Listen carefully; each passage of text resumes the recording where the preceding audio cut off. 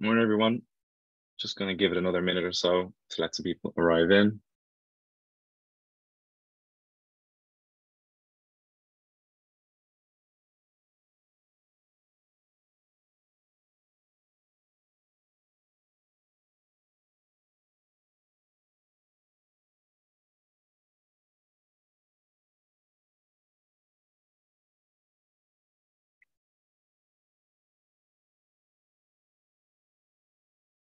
Morning, people arriving in.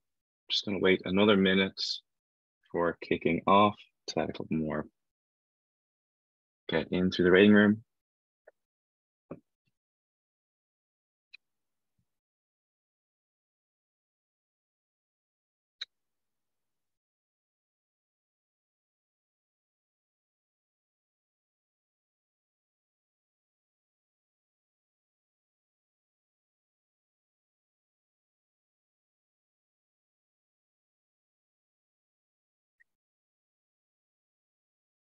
Perfect. Okay. I'm going to kick off and we'll let the stragglers come in. Hi, everyone. My name is Brad. I'm working here at StudioForty9 as a performance marketing executive. I also work in business intelligence. Be going through today a couple of cool strategies on how to maximize your marketing budget. Be focusing a lot on profitability, and I'll go through those. Before I do, I will launch a quick poll just to get a little bit of engagement at 10 o'clock on a lovely Thursday morning. Basically just kind of to pulse check where you're at in terms of your e-commerce profitability. Totally optional and totally anonymous, so don't be shy. Well, I suppose the key thing is where are you at with that? Do you feel like your profitability is amazing and you're just making tons of cash and tons of profit and you're able to scale your business really well? Are you just generally happy that you're kind of making a bit of profit off the top, or things aren't going so great and you find it hard to either know if you're profitable or you just know that you're just straight out not profitable? I'd love to know. We'll leave that on just for a minute or so, and then I'll kick off. For those that have joined in the meantime, welcome.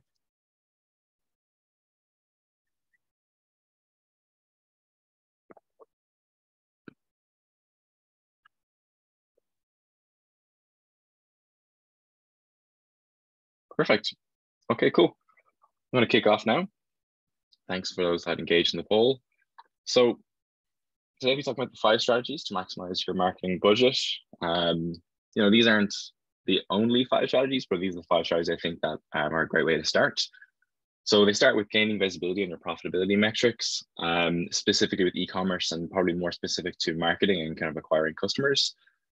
Optimizing for ROAS. So we'll go through what ROAS is and how to use it to help scale your marketing faster. Talk a bit about cleaning up your marketing feed. So that's your catalog ads on social media, your shopping ads on search engines, increasing efficiency in spend and improving conversion through your feed ads. Discovering LTV, so lifetime value, and retention in general, and how to keep the customers that you've paid handsomely to acquire. And finally, we're going to think about some smart ways to discount your stock. So when you do have to cut some margin, that will hopefully keep a little bit. So straight into getting visibility on your profitability metrics. So the first question I have for you is, do you know your e-commerce profitability? I suppose that's the key question there. A lot of people just don't. A lot of people are maybe too scared to know how much it costs to really acquire a customer when you add in all of the costs of doing business. So today specifically, I'm going to go through a couple of calculations as to how to get visibility on your profitability, starting with this guy here, which is basically your order contribution. So we've called it this, but I'm sure there's many names to this, but basically your order contribution in this case is the amount of money you've paid towards an order before you take your margins, your profit margin, and your tax into account. So your transaction fees, pick, pack, order, customer acquisition cost, and your shipping cost. So these are the averages of the total of these costs over time and divided by the number of orders. So if you paid 10,000 over a period of time, and then you got 10,000 orders for customer acquisition cost, then your customer acquisition cost would be €1. Here's a couple of examples of just fees, just like random costs. So To get your order contribution, you basically just have to add all these up together. Excuse me now.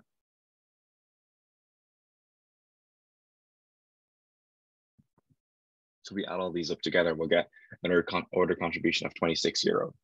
So in this case, we've contributed 26 euro on average over a period of time towards all of our orders. When we then minus that from our average order value, so it's in this case, that average order value is 50 euro, and we get a percentage of what's left after we get this, we minus our order contribution, we get what we call the order contribution margin. So what this is basically how much is left after you've paid for those costs. So order contribution margin in this case is 48%. So we've got 48% left after we've paid for our transaction fee, our shipping fee, our customer acquisition costs, and our pick and pack in this case. When we multiply the order contribution margin, or OCM in this case, as you've seen annotated at the top, we multiply that by our profit margins for cost of goods sold, so whatever wholesale cost is, whatever margin we have left from that. We multiply those together, we get what we're calling the order contribution profit margin, or the real margin in this case, very much in inverted commas, because I know that there's more costs that could be involved in calculating your profit. But I suppose this gives a really nice realistic view of what your profitability is on an order. I might be looking at 17% and thinking, wow, that's terrible, that's really low. But that's kind of the idea of calculating this metric. If you can get a really realistic view of, okay, we're actually getting this much before tax and profit on every order, then you can get realistic targets in terms of how you want to optimize your marketing for that. So the next one is optimizing for ROAS. So this ties pretty much directly from the last point. So what is ROAS?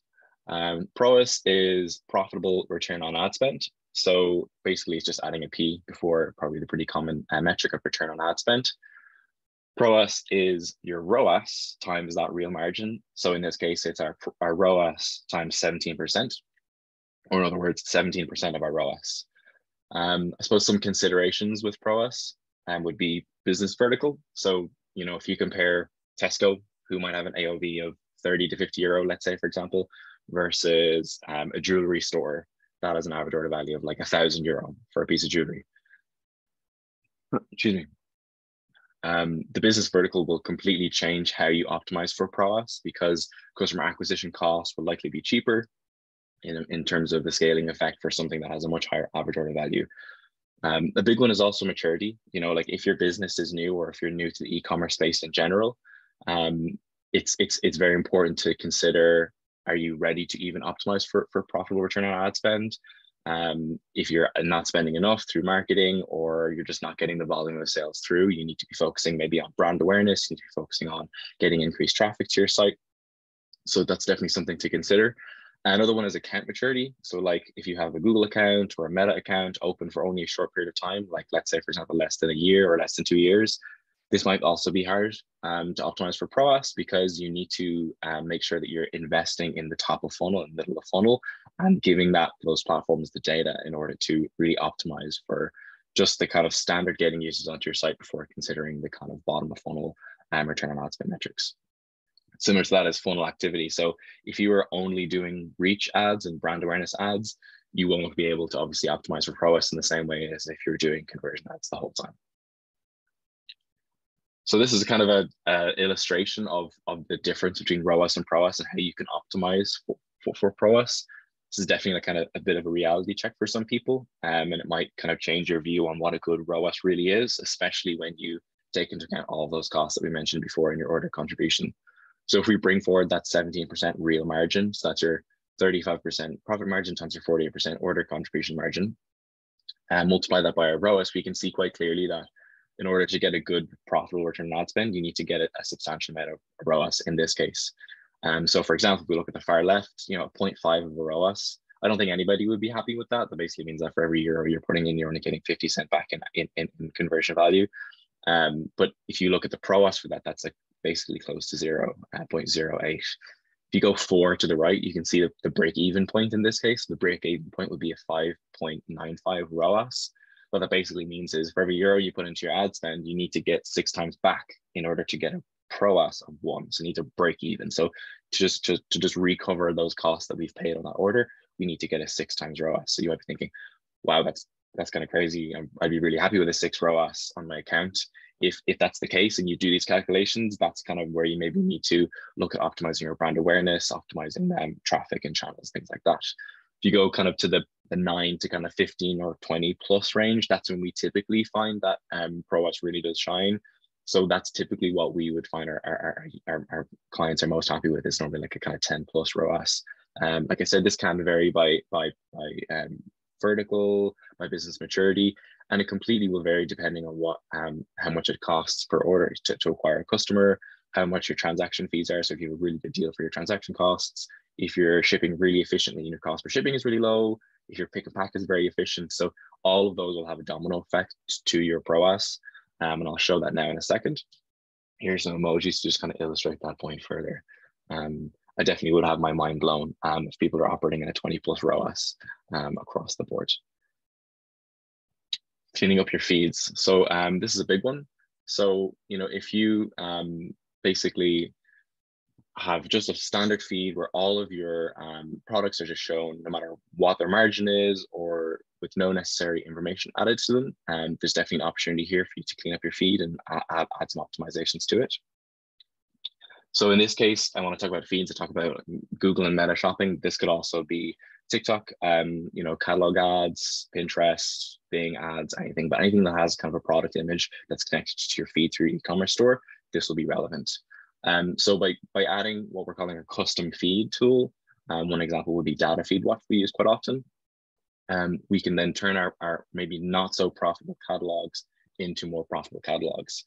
So if we get cost data into a feed, so how much the wholesale cost of a product is, we can then spend only where it's most profitable for us, and then it allows us to scale our catalog ads faster. So in this case, you can see here the 20,000 plus catalog of products that have a negative ROAS, so that aren't doing well in terms of ROAS from their margins. Slap a custom feed on there, filter by margin. We can half the volume of our catalog, but make sure that it's profitable.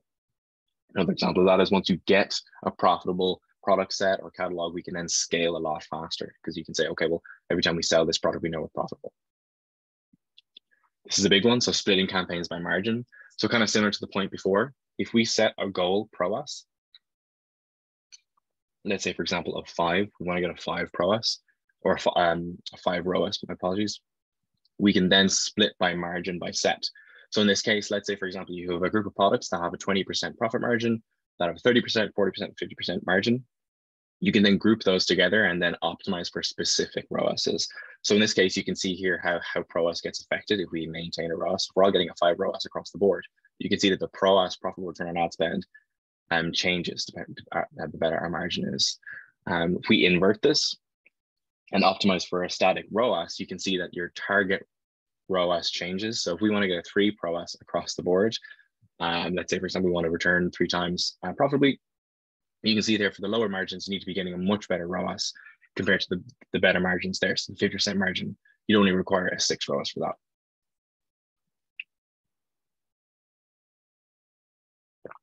A big benefit of using a custom feed tool is obviously the ability to control your feed and customize your feed.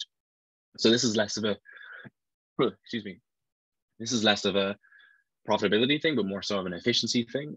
You can add, as you can see here in the illustration on the right, you can add much more information into your product cards, especially when it comes to search engine shopping, such as your free delivery threshold, any strike through price, things like that. You can optimize the title of products to basically better showcase how your products show up on those feed ads. So that's another just kind of additional benefit of using a custom feed tool. Next up, we have retaining existing customers. So the key thing with this is that once you've paid a lot of money to acquire a customer, you want to obviously keep them. So with that, we're going to focus on the main metric, I would say, for retention, would be customer lifetime value. So in order to calculate customer lifetime value in this case, we've multiplied our average order value times the number of yearly purchases that each customer has made times their average lifetime. So purchase frequency is basically just the number of orders divided by the number of customers. Average customer lifetime is basically the lifespan of a customer divided by their customers. Lifespan being like the first purchase they made, the difference between the first purchase and their most recent purchase. I'm just going to go back there to lifetime value really quickly. So with lifetime value, I suppose the key thing is that if you know what your lifetime value is, excuse me, if you know what your lifetime value is, you can then get a much more informed decision around how much you're willing to pay to acquire them. If you know your lifetime value is €300 and your customer acquisition cost is 20, you might think, well, that's a really high customer acquisition cost. You know, cost me €20 to acquire this customer. But if you know that after X amount of purchases, they're going to be more profitable and it doesn't take as much each time to acquire them, then you can make a much more informed decision about how much you're willing to pay for customer acquisition.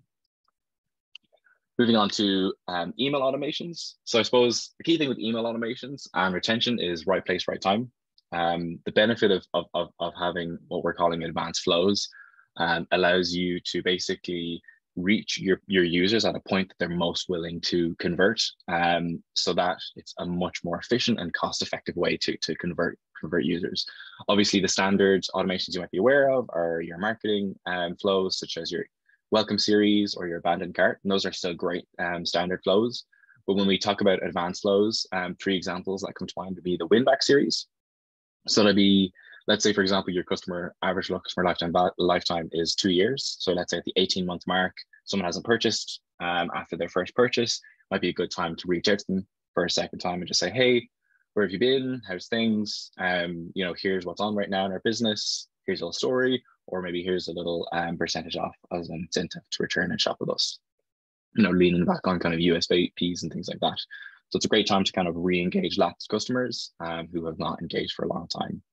Another one is the back in stock. This is a great one we find. So let's say, for example, you have people who are big bargain hunters who are engaging in your store when you're on sale, but as soon as you're trying to sell at full price, or as soon as a competitor is basically selling the products they're interested in at a discounted rate, they'll just go to them. Back in stock is great for that, because if you do end up on a product page where the product is out of stock, you can then, if you have it set up a notification where when it comes back in stock, they'll get an email notification straight away.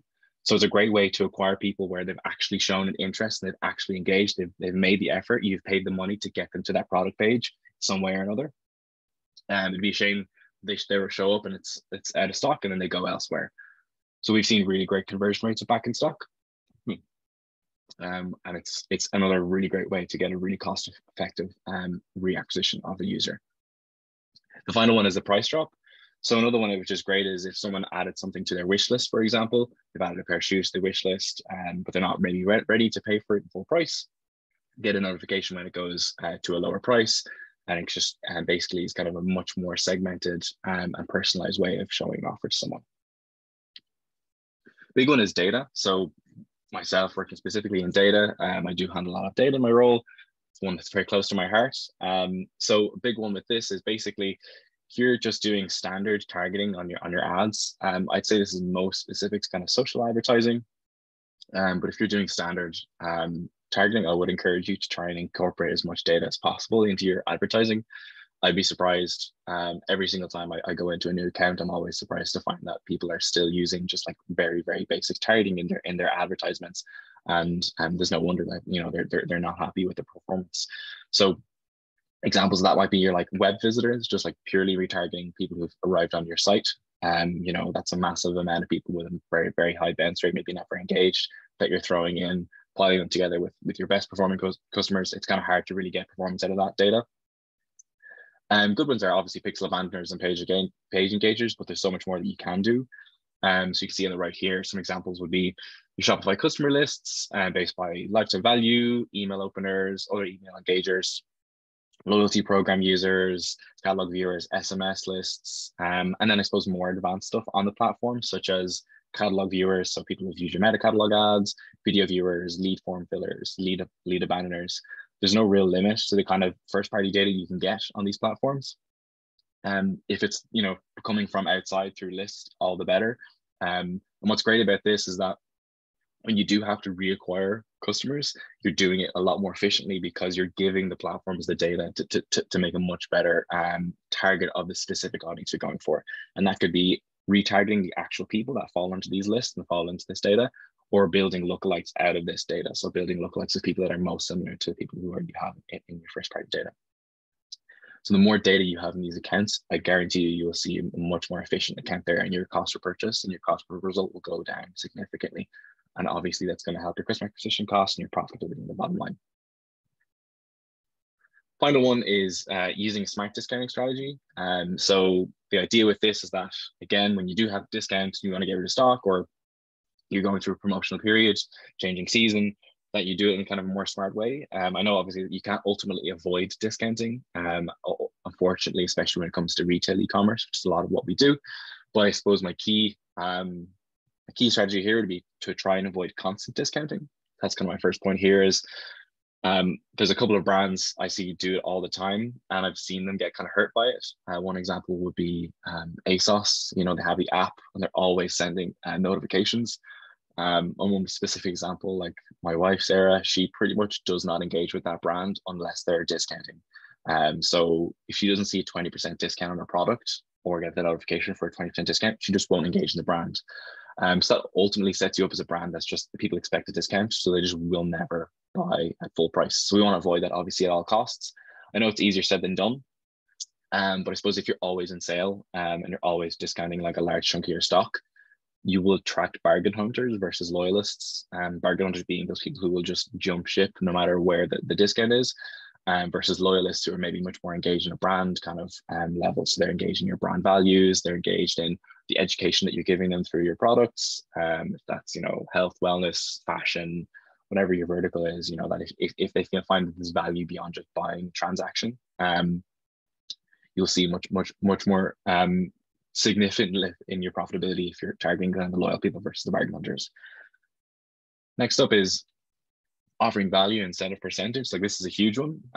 You know, if you find yourself that you're doing a percentage at the welcome series, you're doing you know, offers. I know that you can obviously exclude the welcome series percentage from offers and sale, but a really great alternative to offering a percentage is offering value. It's also like really super psychological. So people just love free stuff and they love getting stuff that has monetary value. Having a percentage has a little bit more of a cognitive distance around it. We see this work in so many areas. So that could be obviously in your sale, that could be at the cart where you offer a free gift. That could be at the beginning of your site when you have your pop-up. So your pop-up for your email list, rather than giving them this kind of standard 10% welcome series, perhaps you give them a gift or the chance to enter into a competition. So go through kind of some of the kind of figures of that. If, for example, like you had a 50 euro AOV in this case, you give 10% off, that's €5 off, gone. So you now know you got your 26, let's say you got your 26 order contribution, you got to add €5 to that order contribution straight away, because that's what you're immediately discounting. Versus, let's say, for example, your shoe company, your average order value is €60 and you give a free pair of socks that are only cost you €2. You can see there straight away that there's a much more profitable purchase there. You know, like to get €3 back in your order contribution is great. If you do that across the board over time, and again, it's those small percentages improvements that will help you in the long run. One thing we see which works really well is, hey, for example, rather than like every person getting some kind of value or offer, if you enter them into a competition, for example, on a monthly basis, increase the value of that competition prize. So let's say, for example, you enter the list and be with the chance to win an iPhone worth €500, and 10,000 people enter that list on a monthly basis, then you can see the value of that €500 going a whole lot further to get people onto that list versus giving 10,000 people €5 off every single time.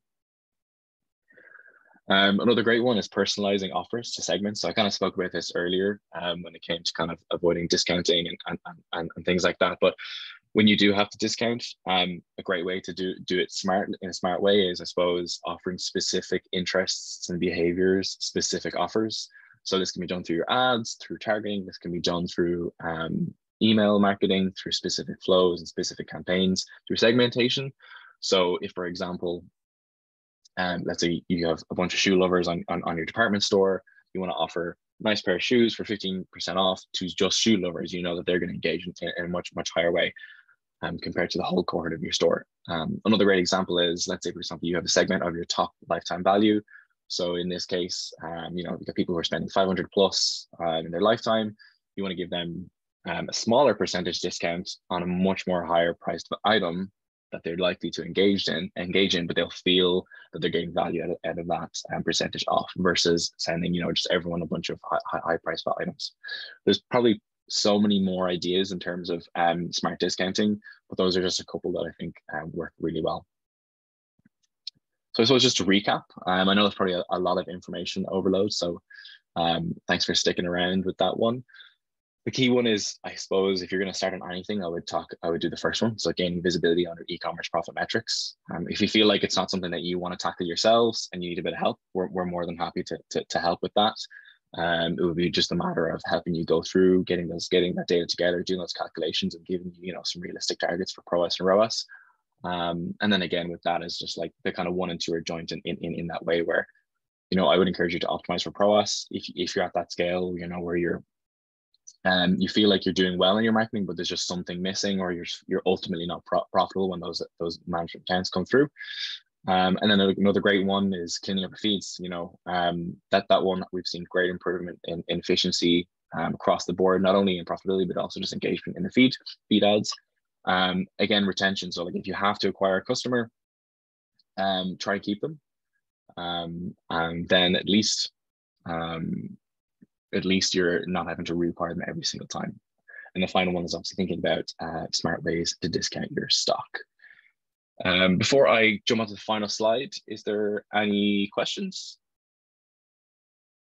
Feel free to enter any questions into the Q&A. Yeah, one question just came through there. What other costs would you recommend including into the order contribution? Okay, so in terms of order contribution, I suppose the key thing is there's no limit to the kind of costs that you can add into your order contribution. In that case that I gave the 4 metrics, so your transaction fee, your pick and pack, your shipping, and your order customer acquisition cost, those are all very much order related. But other costs you could obviously include your app fees, overheads. There's no real limit. You could include tax into that if you wanted to, to get a really, really small amount of margin that you're guaranteed to get. Looking at the very deep financial level, but I suppose those are some ideas. You probably know your business yourself. If there are other costs associated with the order, so long as it gives you a realistic view of what your profitability is on a per order level. What was the name of the data feed tool? We're in the process of creating more refined catalogs across channels. The data feed tool was Data Feed Watch. So that's one we use. We don't exclusively use it. We're not necessarily exclusive. We'll happily use any kind of custom feed tool, but we would encourage it. So that's Data Feed Watch. That can optimize it pretty much like that, integrates with any catalog. So if it's your Facebook ads, if it's your Google ads, Bing, and basically just syncs up with your e-commerce store there. Right. Any other questions? A couple minutes left. Perfect. No worries. Cool. Thanks everyone for listening. Appreciate your patience and for jumping on a call at 10 o'clock on a Thursday morning. Get yourself a second cuppa. Hope you have a great day. If you want to chat more, we do have slots for consultations open. So it's just a 15-minute chat if you want to basically chat through any of those topics. If it's PROAS, order contribution, if it's email segmentation, looking at setting up anything like Data Feed Watch, we're happy to help. If you have any specific questions for me, my email is brad@StudioForty9. So feel free to drop me a line, or if you have any more general questions, we have info out there. Thanks everyone for joining. Have a great day.